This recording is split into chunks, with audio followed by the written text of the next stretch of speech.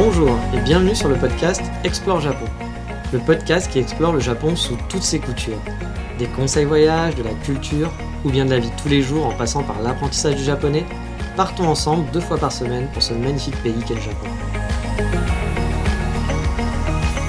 Bonjour à tous, aujourd'hui on va sortir la trousse à outils. Et oui, on va essayer de préparer au mieux son premier voyage au Japon.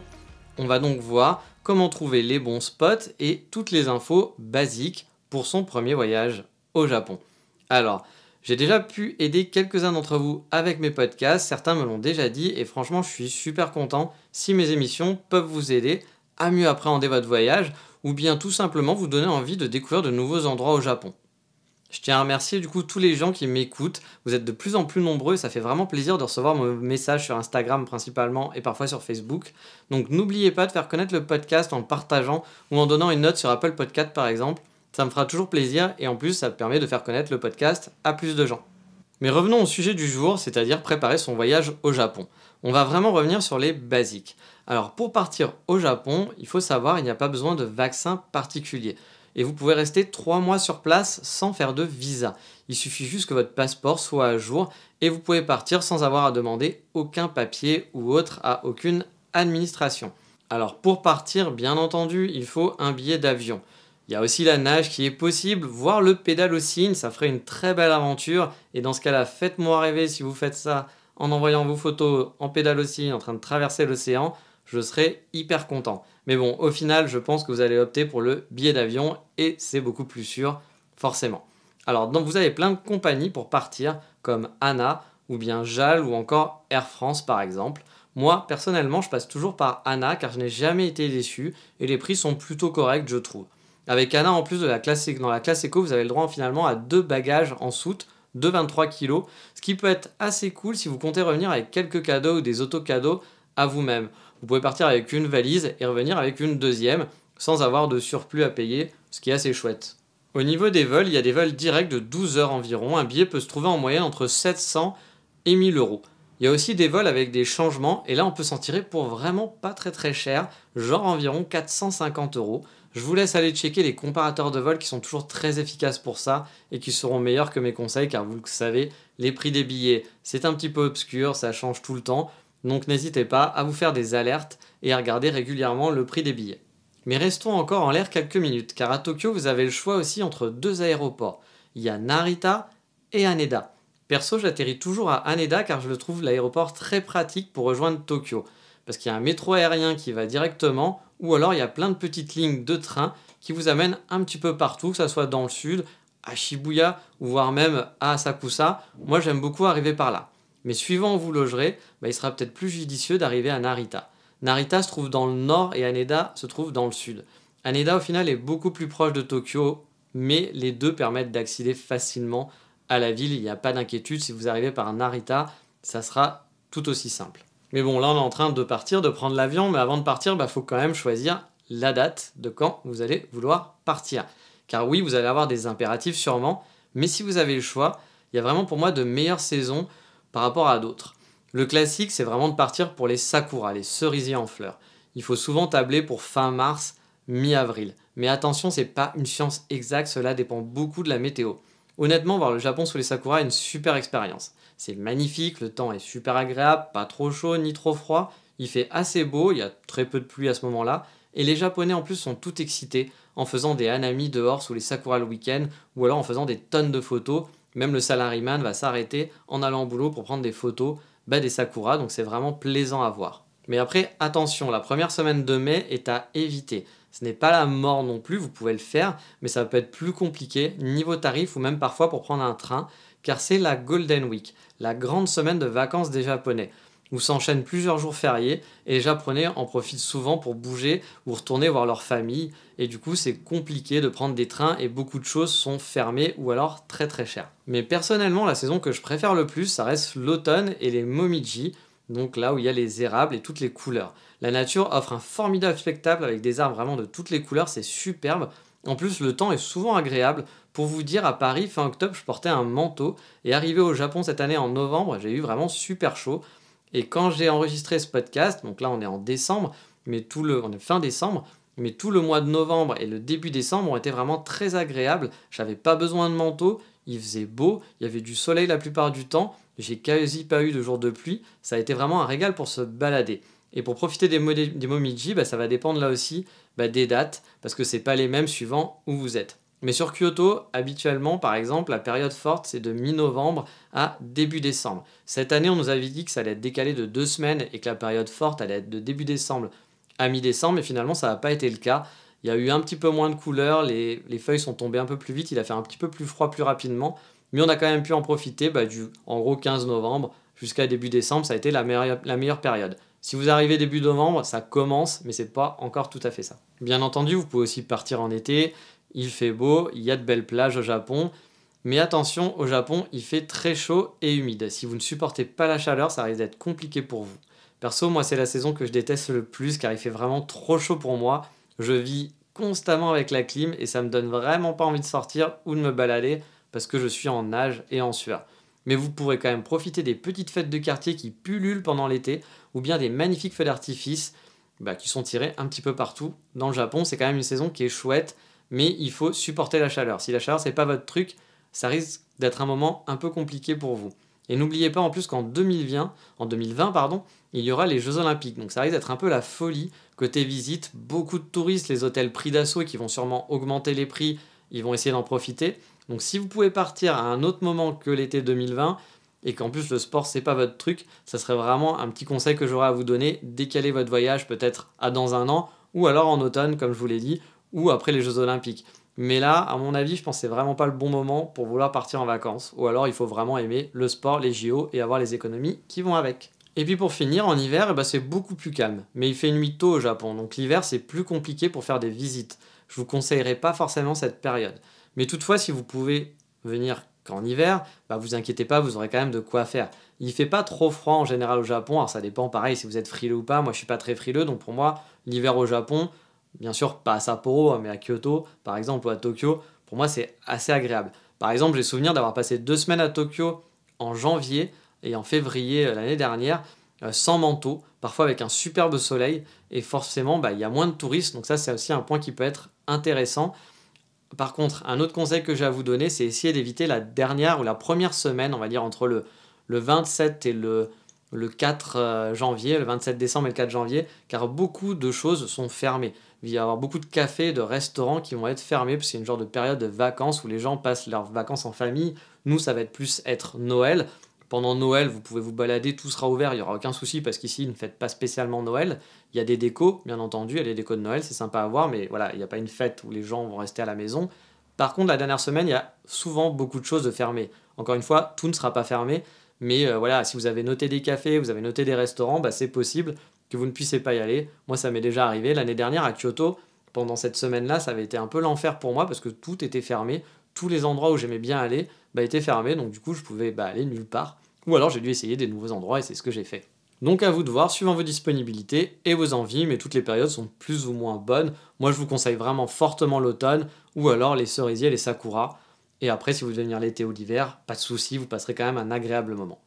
Pour les logements ensuite, là je vais rien vous apprendre d'extraordinaire, mais les offres d'hôtels, il y en a plein, il y en a pour tous les prix, et ne vous inquiétez pas, la plupart du temps, même les hôtels qui sont un peu cheap, pas très chers, sont très propres. Je n'ai jamais eu de soucis dans des hôtels pour ma part, j'en ai fait pas mal, et j'ai vraiment rien à redire. Il y en a pour tous les budgets, en plus que ce soit l'hôtel de luxe, à l'auberge de jeunesse, le capsule hôtel si vous voulez juste passer quelques nuits, ou même plus longtemps. Moi j'étais resté plus longtemps, je vous en avais fait un épisode sur les capsules hôtels. Ou bien de tenter l'expérience d'un ryokan, les hôtels traditionnels japonaises, où vous dormirez à la japonaise sur des tatamis dans une belle vieille bâtisse avec votre yukata. C'est le dépaysement garanti, et souvent les ryokan par contre ne sont pas donnés, mais il existe de bons prix, parfois il suffit de chercher un peu, ou alors d'en faire dans une destination qui vont être un peu moins prisées, par les touristes, et vous pourrez du coup profiter d'une belle expérience de ryokan avec peut-être votre onsen, donc votre bain naturel, avec les sources chaudes, pour pas si cher que ça. Donc comme je vous le disais, l'expérience rigolote, c'est les capsules hôtels. J'ai déjà fait une émission, donc je ne vais pas revenir sur le sujet à fond. Il y a aussi des Airbnb, mais à Tokyo, ça devient de plus en plus compliqué, honnêtement, à trouver de bons marchés. Enfin, des Airbnb qui ne sont pas très chers. Là aussi, dans l'ensemble, ça se passe plutôt bien. Au Japon, vous avez peu de chances de voir votre hôte qui va venir en fait vous faire voilà bonjour, bienvenue, voilà ça marche comme ci, c'est comme ça. C'est souvent une clé qui va être dans un mini coffre-fort sur la porte, on vous donnera un code et hop.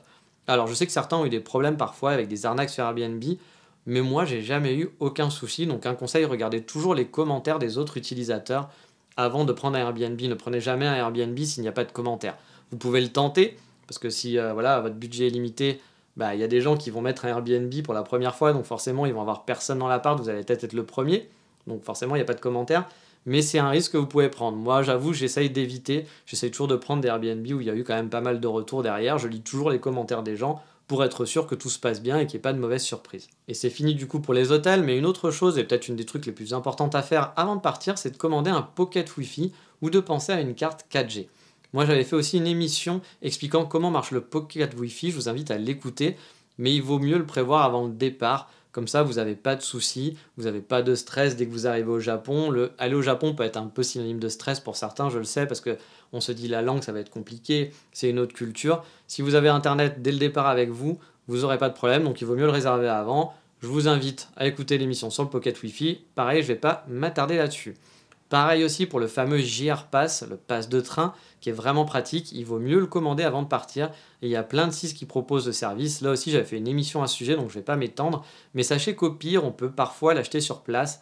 Mais ça vous coûtera un peu plus cher et je ne crois pas qu'on puisse encore le faire partout. Je crois que c'est que dans certaines villes et dans certaines gares. Mais encore une fois, c'est toujours mieux de s'organiser et de préparer son voyage. Et je pense que si vous écoutez ce podcast, c'est que vous voulez justement vous organiser et préparer un minimum. On reste toujours dans l'optique avant de partir, et bien ce qui peut être bien, c'est de faire un petit peu de change et d'avoir quelques yens sur soi, surtout si vous avez une banque classique. Car si vous retirez sur place, ça peut parfois faire des frais supplémentaires. Là aussi, j'avais fait une émission à ce sujet. Mais si vous avez une carte chez comme une néobanque de type N26 ou Revolut, vous pouvez très bien retirer sur place dans les 7-Eleven. Maintenant, ça marche très très bien.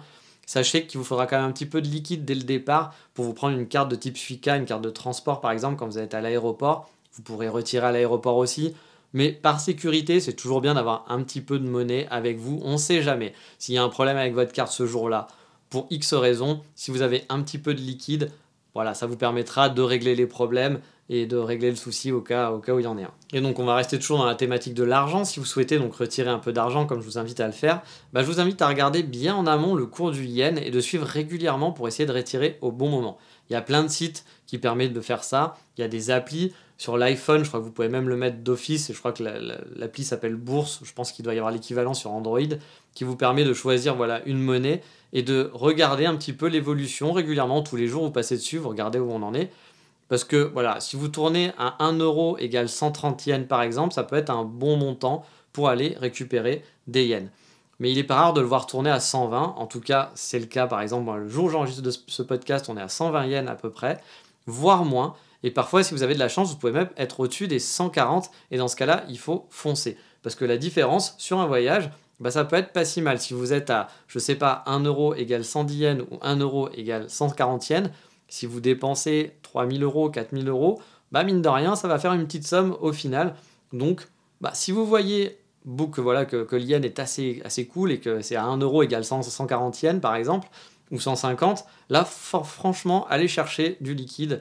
Partez avec beaucoup de liquide parce que ça sera super avantageux sur place. Alors un truc bête, si vous voyagez souvent, je pense que vous êtes habitué, mais on ne sait jamais, c'est peut-être votre premier voyage, peut-être votre premier gros voyage, le Japon. N'oubliez pas aussi votre assurance voyage. Si vous achetez votre billet d'avion avec une Mastercard par exemple ou une Visa, vous avez une assurance liée à votre carte de crédit. Donc un petit check des conditions, ça fait jamais de mal, car on ne sait jamais si vous avez un problème de santé, cela peut être pratique. Je vous invite aussi à noter les numéros de téléphone de votre assurance, donc l'assurance Mastercard ou Visa, celle avec laquelle vous aurez pris votre billet d'avion, car si on a un problème, c'est toujours pratique d'avoir toutes les infos qui soient facilement accessibles. Je ne sais pas si vous êtes malade et que ça va vraiment pas, vous n'aurez pas à chercher sur internet ou à vous prendre la tête si vous avez déjà préparé un petit document avec toutes les infos et les numéros de téléphone. Le truc à savoir aussi, c'est que n'oubliez pas d'acheter votre billet avec la carte de crédit où il y a votre assurance. Ça arrive parfois qu'on ait plusieurs cartes de crédit, où il y en a qui vont être périmées. Il faut toujours prendre, si vous voulez être sûr d'être assuré de ne pas avoir de problème, achetez votre billet d'avion avec votre carte de crédit qui aura la meilleure assurance, et surtout, qui ne va pas se périmer pendant votre voyage, parce que ça pourrait peut-être poser quelques soucis. On va rester dans le côté administratif et on va pensez aussi à augmenter son plafond, car vous risquez de dépenser pas mal sur place, surtout si vous prenez pas de liquide. Donc ça serait un peu bête de se retrouver bloqué et de devoir contacter sa banque. Voilà, et que ça puisse être compliqué, parce qu'il y a certaines banques où il faut les appeler par exemple, donc avec le décalage horaire, ou même avec le téléphone, bah, voilà, ça peut être emmerdant. Donc là aussi, bah, comme d'habitude, je vous ai conseillé déjà une première fois les néobanques, et franchement, je vous continue d'aller là-dessus, parce que les néobanques, par exemple, ont un côté vraiment super pratique, car vous pouvez gérer votre plafond sur votre appli en direct. Donc si vous avez oublié de le faire en partant, il n'y a aucun souci, vous pouvez le faire sur place, et vous pouvez vraiment varier comme vous avez envie, si vous avez peur de perdre votre carte ou autre. Il y a très peu de vols au Japon, donc ne vous inquiétez pas avec ça. Mais voilà, pensez à augmenter le plafond. Si vous êtes dans une banque plus traditionnelle et que c'est plus compliqué à modifier, en tout cas à augmenter, parce que quand vous allez sur place, ça serait con d'être bloqué et voilà, de vous retrouver bêtement à pas pouvoir acheter des choses parce que vous êtes bloqué et qu'il faut appeler un banquier et que ça va être la galère. Alors j'ai prévu aussi de faire un épisode pour savoir quoi mettre dans sa valise, mais bon, je vais quand même parler des indispensables, et pour moi l'indispensable c'est l'adaptateur pour les prises électriques, donc l'adaptateur 220 volts, 110 volts. Alors après, pas de panique si vous avez oublié ou vous n'avez pas trop de place dans votre valise. Au Japon, c'est très facile d'en acheter parce que l'électronique et le Japon sont des grands amis. Vous pouvez trouver facilement des adaptateurs dans des magasins comme des Big Camera ou des Yodobashi Camera, voire même dans les combini qui sont les petites supérettes ouvertes 24h/24 comme les 7-Eleven. Mais bon, autant l'avoir encore une fois préparé et l'avoir dans ses valises. C'est plus simple d'en avoir une au cas où pour pouvoir tout brancher avec son petit adaptateur. Ça fait pas de mal, c'est toujours pratique et au moins ça vous évite de courir à droite à gauche pour aller acheter tout ça. Ensuite, on va passer à toute autre chose. Il y a des gens, je sais, qui adorent partir en voyage sans rien préparer du tout et qui font tout à l'arrache, qui se baladent et qui savent pas trop où ils vont. Moi, c'est pas du tout mon cas. Moi, j'adore préparer à l'avance, avoir ma roadmap. J'aime bien savoir, voilà, avoir des lieux déjà à préparer, me dire tiens, j'ai envie d'aller visiter ça, j'ai envie d'aller voir tel café, tel restaurant. Donc j'essaye de préparer au mieux à l'avance. Même si au final, je ne suis pas forcément mon plan, parce que souvent les gens, quand ils voient ma préparation de mon voyage, ils me disent putain, mais t'es fou, t'es un robot, ça va être super chiant ton voyage, tu sais déjà à la minute tout ce que tu vas faire. Alors non, pas du tout. C'est juste que je prépare une liste de mes journées, mais ça ne veut pas forcément dire que je vais suivre ça. Ça veut juste dire que si je suis dans ce coin-là, bah voilà, et que je sais pas quoi faire, je peux toujours regarder et que je me dis tiens, je cherche un bon café ou un resto, ah oui, tiens, j'avais noté ça. Ça m'évite de chercher, de tomber sur des trucs un peu foireux. Et puis, ça fait toujours plaisir de préparer son voyage avant, ça permet de se mettre un peu dans l'ambiance. Et si c'est dans un an, bah voilà, d'attendre patiemment, parce que je sais que souvent on a envie d'aller au Japon et qu'on se dit vivement qu'on parte, bah ça permet voilà, d'être un petit peu dans l'ambiance. Et dans ce cas-là, moi je pense que la meilleure chose à faire, c'est d'être curieux. Et donc de suivre des Instagrammeurs, surfer sur des blogs de Français qui vivent au Japon, voire de poser vos questions sur des sites comme Kanpai.fr que vous connaissez sûrement. Mais alors par contre, par pitié, quand vous posez des questions, essayez de faire des recherches tout de même un peu avant, parce que les gens sont toujours contents d'aider et de répondre aux questions, mais parfois les gens ne font aucun effort et attendent qu'on leur organise leur voyage en disant « Bah voilà, salut, j'arrive dans tel pays et qu'est-ce que je peux faire, où je peux aller ?» C'est toujours un peu agaçant de voir des gens ne faire aucun effort et attendre que les autres fassent les efforts pour eux. Moi, par exemple, j'adore aider et donner des conseils, et il m'arrive aussi de demander des conseils, mais dans ce cas-là, j'essaye de faire mes petites recherches, histoire de ne pas poser des questions dont la réponse se trouve peut-être 15 secondes plus tard sur Google ou dans le site, elle a déjà été posée 250 fois. Donc par pitié, quand vous faites, c'est bien de poser des questions et de demander de l'aide, il n'y a aucun souci, mais essayez de faire un peu des recherches un petit peu avant, comme ça tout le monde est content. Et quand je vous dis de suivre des Instagrammeurs, c'est pas pour faire du follow pour follow, etc. Mais perso, c'est comme ça que je découvre vraiment plein de coins sympas. Je vois une belle photo, un truc insolite, un café ou un restaurant qui a l'air vraiment chouette, bah hop, je le rajoute sur mon Google Maps dans mes favoris.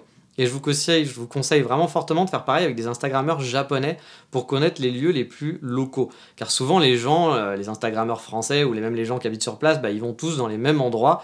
Et en suivant les locaux, bah, vous aurez peut-être plus de chances de découvrir des petites pépites et des coins hors des sentiers battus pour vous balader ou tenter une expérience culinaire un petit peu différente que ce qu'on peut voir dans tous les guides ou partout, surtout les Instagrammeurs voyage et compagnie qui vont vous donner toujours les mêmes conseils de lieux où aller. Et vraiment, moi, c'est un conseil que je vous donne, parce qu'on me dit toujours « Waouh, mais tu connais tellement de cafés, comment tu fais, et tout, etc. » Bah, honnêtement, c'est juste Instagram. Moi, je suis des gens qui, comme moi, aiment le café, des Japonais qui sont baristas, par exemple, et ça me permet de découvrir tous les nouveaux cafés qui ouvrent, même qui vont ouvrir, parce que les baristas se connaissent, ils se parlent entre eux, et voilà, ça me permet simplement d'essayer ensuite par moi-même. C'est pas plus compliqué que ça. Donc si par exemple vous adorez les sushis, essayez de suivre des restaurateurs, des mecs qui travaillent dans des sushis à Tokyo ou autres. Et puis vous allez voir, vous allez découvrir plein de gens qui aiment les sushis et avoir toute une communauté, parce que souvent les gens restent entre eux. ont des communautés, etc. Et vous allez découvrir les nouveaux restaurants que les guides de voyage connaîtront même pas et que vous pourrez tester avant eux. Donc si vous êtes curieux et que vous avez un petit peu de temps, honnêtement, c'est comme ça qu'on arrive à découvrir les meilleurs spots et les meilleurs endroits. Et peut-être un des trucs pour finir les plus importants, et pour finir cette première partie, je vous invite aussi donc du coup à apprendre quelques mots en japonais. Parce que personnellement, quand je vais visiter un pays, j'apprends toujours quelques mots basiques. Alors je vous dis pas d'apprendre le japonais, parce que le japonais, il faut être motivé, c'est compliqué, mais juste d'apprendre quelques mots basiques, de dire bonjour, au revoir et merci. C'est pas grand chose, mais je trouve ça vraiment plus respectueux pour les gens que vous allez visiter. Ça leur fait toujours plaisir de voir qu'on fait l'effort de parler dans leur langue, même si encore une fois c'est pas grand chose. Que vous alliez en Bulgarie, je sais pas moi, au Portugal, au Japon, en Corée ou en Chine, voilà, apprendre ces 3-4 mots, pour moi c'est le b.a.-ba. Je suis toujours un petit peu énervé de voir des gens qui arrivent et des touristes qui se baladent, et surtout les touristes anglophones qui sont vraiment spécialistes de ça parce qu'ils ont l'impression que tout le monde parle anglais et que c'est impensable que d'autres personnes ne parlent pas anglais. Et ils font jamais l'effort de dire bonjour, au revoir, ils leur parlent juste en anglais aux gens. Et je trouve ça dommage, parce que ça demande pas grand chose, c'est 3 mots à apprendre. Vous pouvez même avant de rentrer dans le magasin, vous faire une petite liste sur un papier, si vous n'arrivez pas à vous en rappeler. Et ça fait plaisir, ça fait voir qu'on est sympathique. Et puis tant mieux, c'est plus sympa, je trouve. Ça mettrait une meilleure ambiance, tout simplement. Mais voilà, pour cette première partie, comme je vous l'avais dit, on a revu juste les basiques, et bientôt je vous ferai des petites roadmaps suivant votre durée de voyage. On regardera aussi quoi mettre dans sa valise, mais ça c'est pour dans les prochains épisodes. Et comme d'habitude, il est temps de passer, au coup de cœur du moment.